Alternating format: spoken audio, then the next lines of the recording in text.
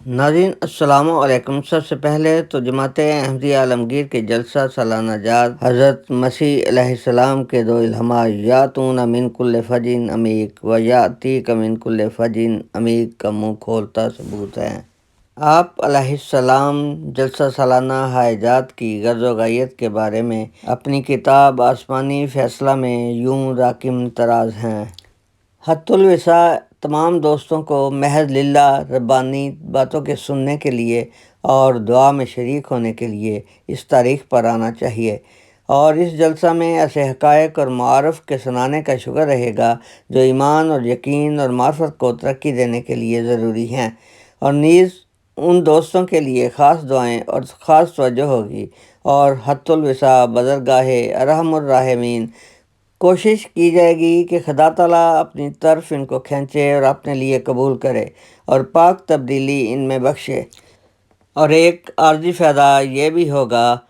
کہ ان جلسوں میں یہ بھی ہوگا کہ ہر یک نئے سال میں جس قدر نئے بھائی اس جماعت میں داخل ہوں گے وہ تاریخ مقررہ پر حاضر ہو کر اپنے پہلے بھائیوں کے منہ دیکھ لیں گے، اور روح شناسی ہو کر آپس میں رشتہ تودد و تعارف ترقی پذیر ہوتا رہے گا،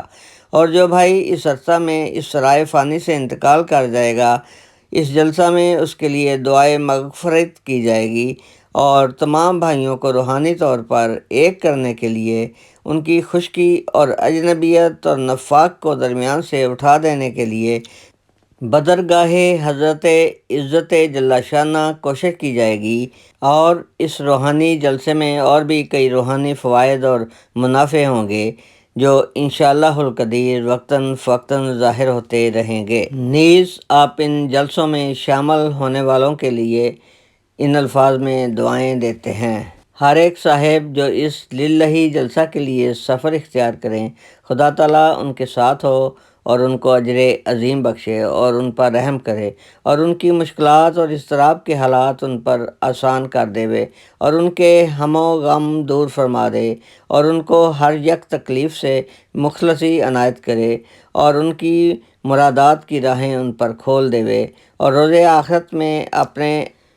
ان بندوں کے ساتھ ان کو اٹھاوے جن پر اس کا فضل و رحم ہے، اور تا اختتام سفر ان کے بعد ان کا خلیفہ ہو۔ اے خدا ذو المجد والعطا